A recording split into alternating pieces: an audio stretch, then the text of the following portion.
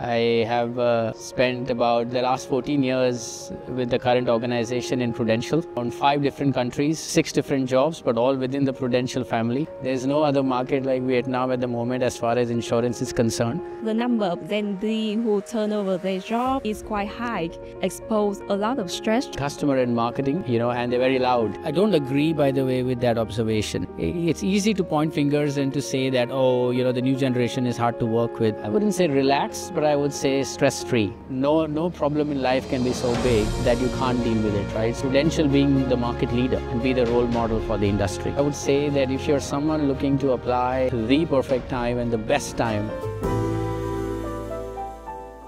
First of all, a warm welcome to all of our audience who are following Prudential Vietnam Assurance.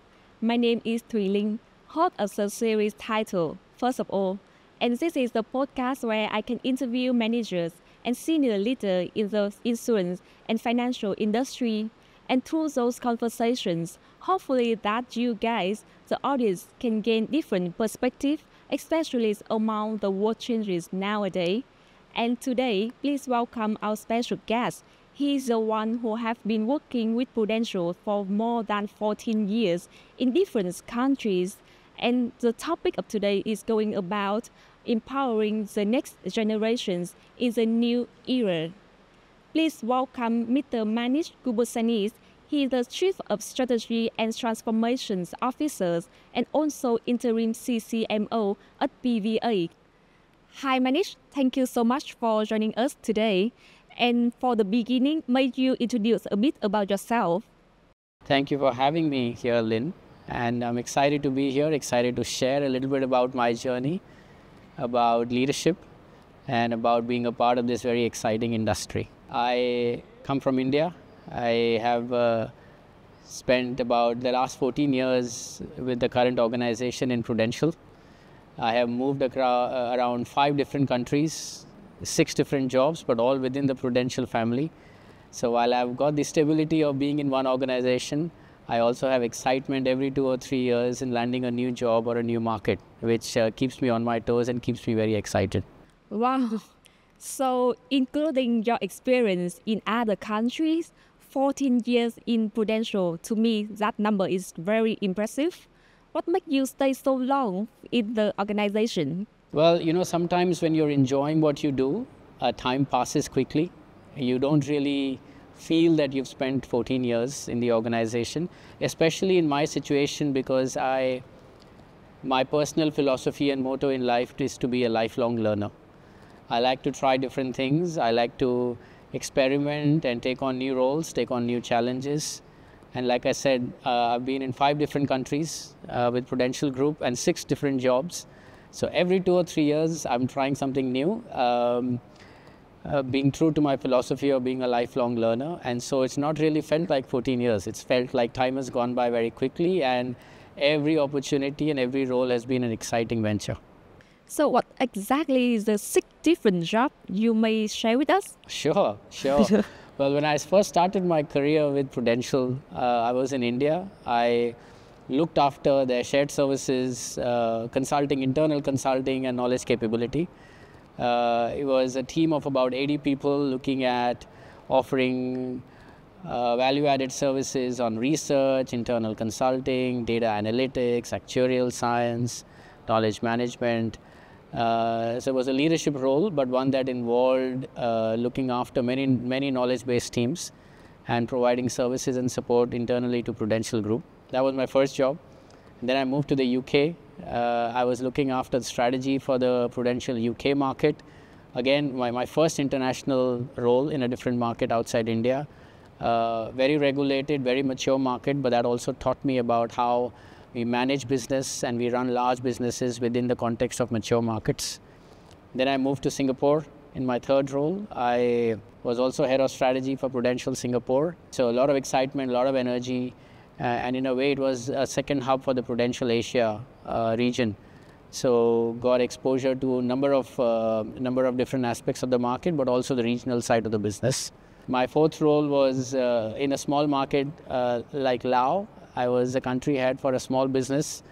It was a small but growing business, and it was culturally a very different market to what I had seen before in Singapore and UK, as you can imagine.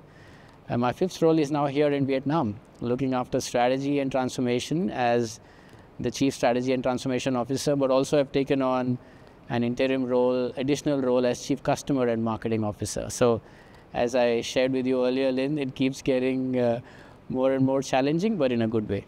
And actually, what is the difference between the insurance industry in different countries and how it compares to Vietnam? Anyone who is familiar with the insurance industry in Vietnam will tell you that this is one of the most exciting changes and transformation that's happening in the industry right now. For the first 2 decades, from early 2000s when we started the business here in Vietnam to about 2020 pre-COVID, I would say hyper growth market because insurance penetration was very low. And as the familiarity and awareness became stronger, consumer demand increased very, very fast. And so we were one of the first private insurers in the market, and we benefited as a result of leading that industry. But in every market that we've been in, other markets, whether it's Asia, Europe, Africa, we've seen that there comes a time when the business and the regulator decides to steady the industry by bringing in important and necessary changes, whether it's around being customer-centric, whether it's around the right products, whether it's around pricing, sales practices. So Vietnam has been going through those changes now in the last 3 or 4 years. And rightfully so, the regulator has brought in a lot of important changes, and we are all navigating, the whole industry is navigating those changes and going through our own transformation journeys. So we are in that moment. It's very exciting. There's no other market like Vietnam at the moment as far as insurance is concerned, and it's a great opportunity to be here. Can you share changes from the regulations that you think is going to be the great changes for the Vietnam insurance industry? Sure. I think one of the biggest changes that is coming in for us is how we sell. How we sell, and the process of selling historically has been offering products, and talking about the products to educate customers.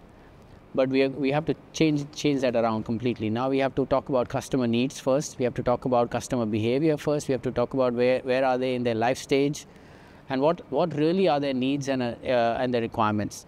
And if we feel, and as a distribution sales staff, if they feel that there is a genuine need for offering life insurance, then they start talking about the concept. So the whole sales pitch, if I can call it that, has changed from being product centric to more customer centric, and understanding life stage, understanding needs, understanding behaviors, understanding requirements, and then talking about how the product fits into that.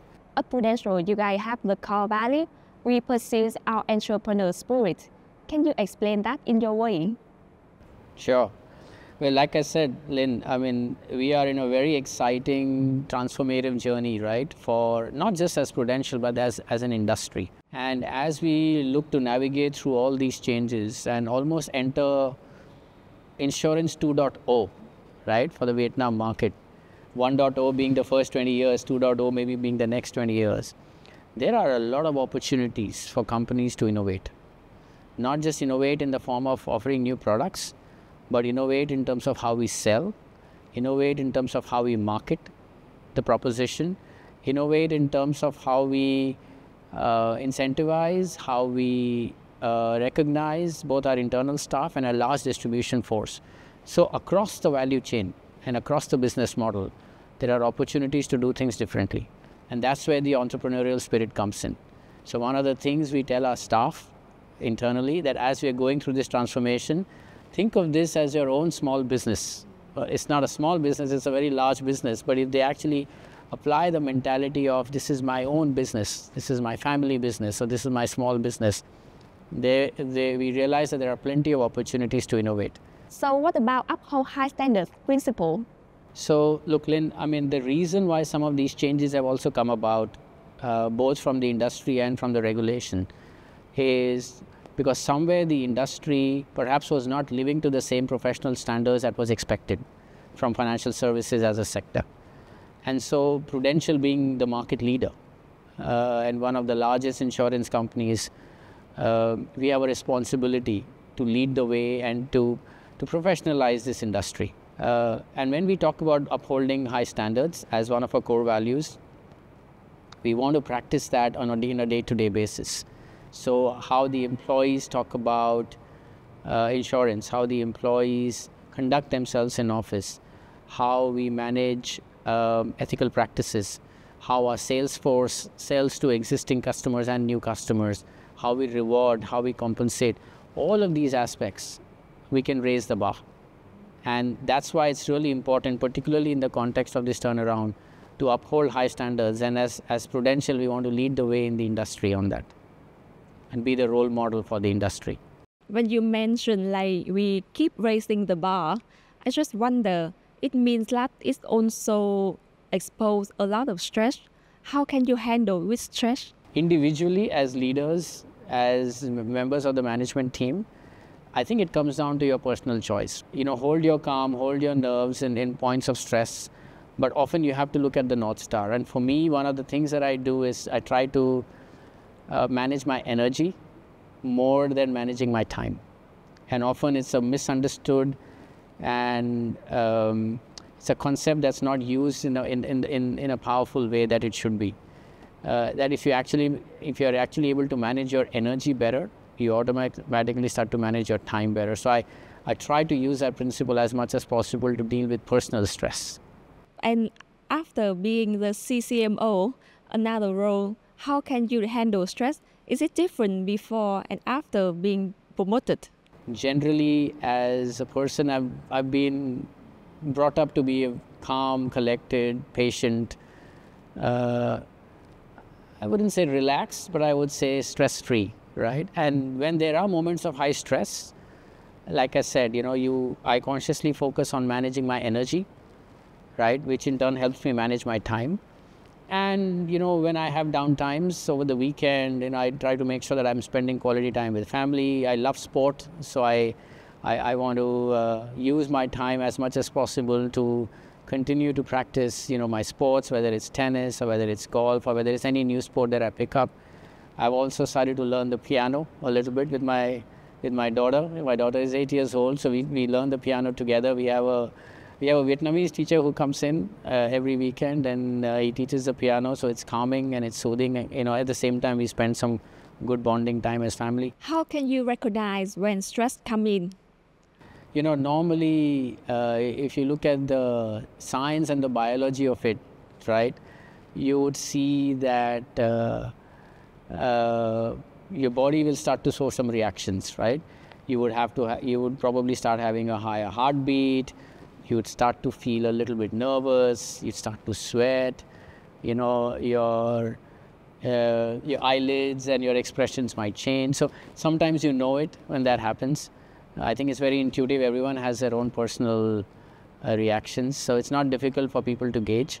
But what you do with it is what is more important. How you cope with it and how you manage that is most important. And for me, one of the things that I exercise is, it can't be so big, right, that life will come to a standstill. We will definitely find a way to deal with it and move on, right? No problem in life can be so big that you can't deal with it, right? So I just look at the bigger picture, a little philosophical in a way, but look at the bigger picture and then it's much easier to move on. So Manish, right now you are at the two positions. One is strategy department and second one is customer and marketing department.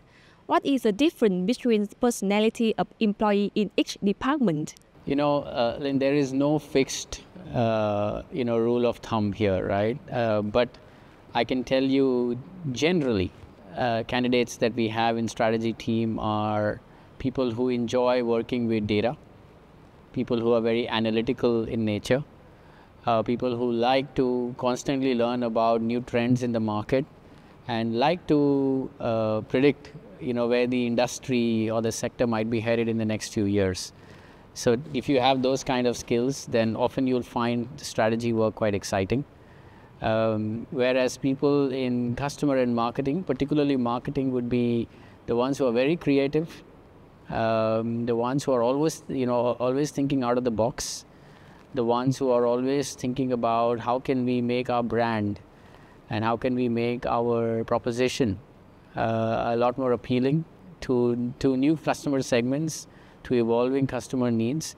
So they are the ones who would be quite energetic, quite creative, thinking out of the box, and they're very loud in a good way. In a good way. So I think it is slightly different profiles typically, but there may be exceptions to it, right? And there's no fixed guideline on this. So if you can choose, are you an analytical or like creative person? Yeah, I am an analytical. I'm more of an analytical person than a creative person. I mean, this is more because of my training and my years of working in strategy and consulting. So it's the skills that I've learned. But having said that, I love to be around creative people, because one is what I can offer and what I can share, being analytical or having a strategic mindset. But two is what I can learn from others, right? And having that creative juices around you, like I said earlier, makes you feel so energized, gives you ideas that you can really leverage in your different roles in the organization. So I'm blessed to be surrounded by both types of skill sets. Okay, so if you are analytical persons, how can you harmonize and then lead creative people? Right. So look, you don't need to be an expert in everything, right? Sometimes it's about leveraging and harnessing the strength and the expertise of people around you. So we have to complement each other, right? Where we need a lot of creative, a lot of the out-of-the-box thinking, my job is to create an environment and create an atmosphere where we can just let the ideas flow, right?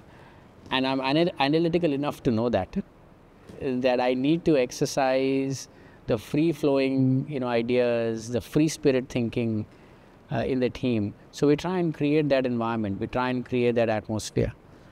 Once we have a whole bunch of ideas, that's the time when you start to have to be structured, right? That's when you need to exercise some discipline, some structure, some analysis on, okay, now how do you filter these ideas? How do you prioritize these ideas? So that's when you can start to bring some of the skill sets that I've learned in the past, right? So you need to find a way to make both skill sets work together. And I think it's actually great that this complementary to each other. And, we have a very special place for both these skill sets in the organization, particularly in the teams that I manage. Okay. When you mentioned about environment, may you share about the environment in Prudential? How does it look like? Is this an open communication and people can speak up during the meeting?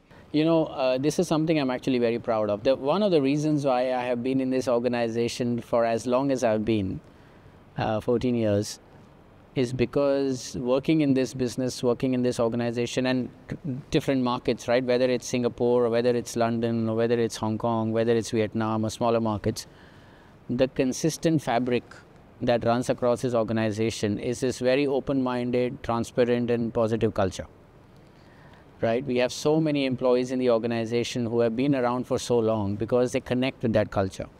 And so Vietnam is no different. So we have a very open, very transparent, very honest culture. We have an environment where our communication platforms, our channels are open. At any point of time, anyone who has started as a management trainee in the organization can reach out to the CEO, express and share ideas, and we do it typically through our technology platform. So we use Microsoft Teams. So that channel is open. There is no restriction. There is open communication. There are regular engagements, town halls. And this is not something new and unique to Prudential, right? A lot of multinational companies, a lot of companies that care about building engagement and the right culture in the organization, they do it. But I would say within Prudential, what I have seen is people are very warm, very friendly, very welcoming to new employees. And it's not, we really care. We really care, when we bring in new employees, we really care about making sure that they are onboarded well, they're taken good care of, and they're successful in the organization. So something that I'm actually genuinely quite proud of, and one of the reasons I've been here for so long. Let's talk about your leadership style. Working in Prudential for 14 years, how it changed over years? It's a very good question because it has changed and it should change, right? Because as you evolve as a professional, you go through different experiences, you go through different leadership journeys, you will learn and adapt. For me, when I started as a young professional, I would say a manager or a senior manager, I was quite task oriented. I was quite focused on the job at hand. I was quite focused on deliverables, deadlines, and producing results of very high quality. So I was very focused on that. Over the years, while I still try to keep high standards of quality in whatever I do, one of the things that has evolved is the leadership style of being task-oriented to being a lot more empathy-oriented. And this has evolved because over time I've also had the opportunity to speak to so many people, to so many young people who join us, and to really understand that they all come from very different backgrounds, very different experiences. They're all going through very different stresses and emotions in life. And work is one part of it, but it's not the only thing in their life.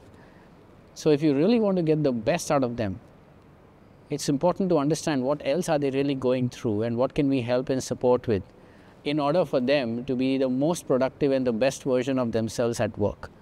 Thank you, Manish, for your sharing. And now we move to the second part of our podcast. It's going to be about the culture of innovations and the way Prudential Vietnam empower the young generations. How many members in your team? My strategy and transformation team is about 15 people.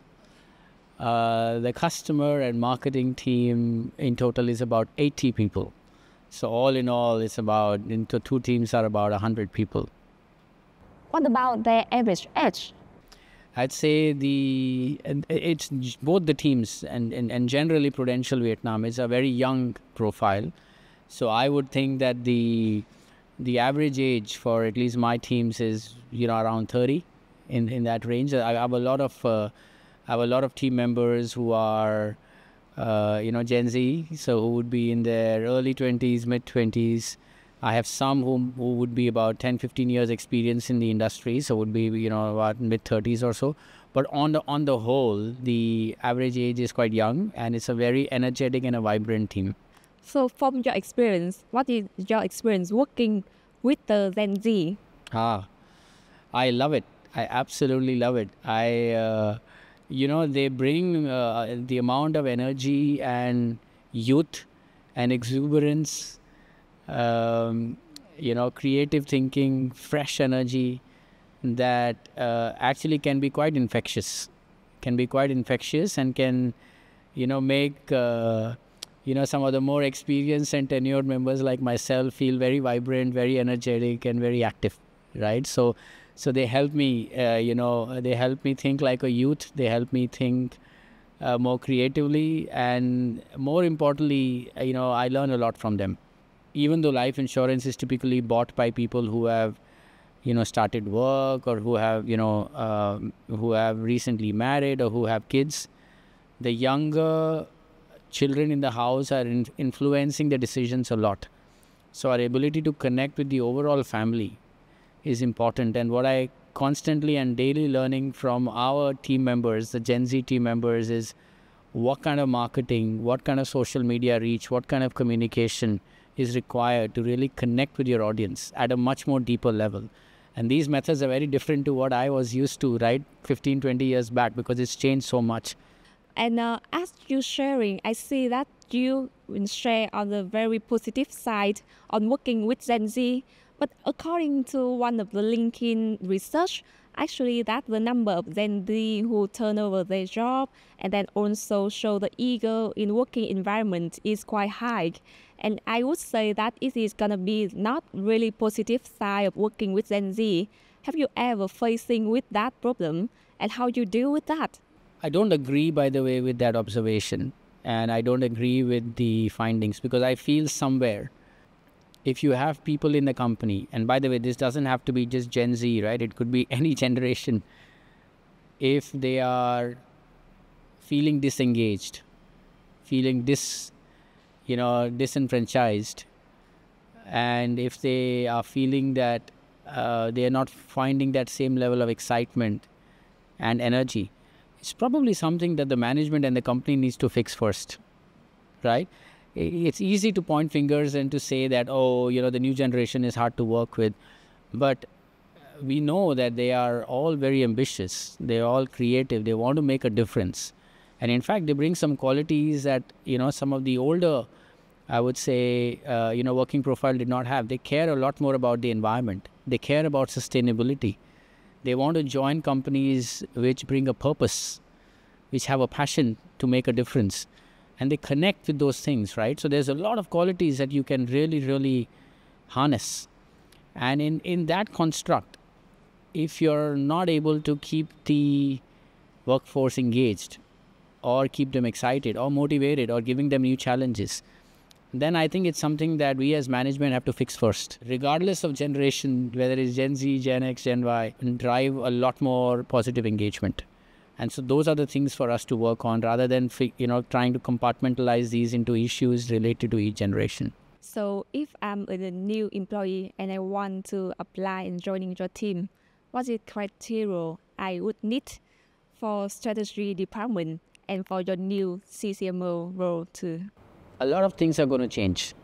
And the way we see jobs in boxes and in departments today will not be the same over the next few years. So my appeal to people who are looking to enter the corporate workforce or looking to be a part of this change and exciting transformation, let's say for Prudential, would be not to look at it as boxes, but look at it as skills. And people who are more interested to solve complex business problems, exercise problem-solving skills, exercise their judgment, exercise what we call horizontal skills, are the ones who would actually, and the ones who are able to adapt and who have the learning agility are the ones who will really succeed in the future. So I would suggest don't look at strategy versus, marketing, customer versus finance versus operations, but look at it as, do you have the learning agility? Do you have the problem-solving ability to go in any of these areas? And I would encourage you to think broad before you start to think too deep, because at the end of the day, if you are a generalist by nature, but if you're able to go deep into specific areas, come out of it, go and solve other problems, come out of it, go and solve other problems, that's going to really make you succeed in this, what we call VUCA world, right? Volatile, uncertain, complex and ambiguous world. And that's what's going to prepare you for the future to be successful. Thank you so much again, and hopefully that I can have an update for your strategy plan and also your new role. Thank you very much, Lynn. It was a pleasure to be here. I hope I could share with the audience, how we think about leadership, how we think about change, how we think about transformation, and how the industry is really going to be exciting for us going forward. Thank you, Manish, for your sharing. Pleasure to be here. Thank you very much.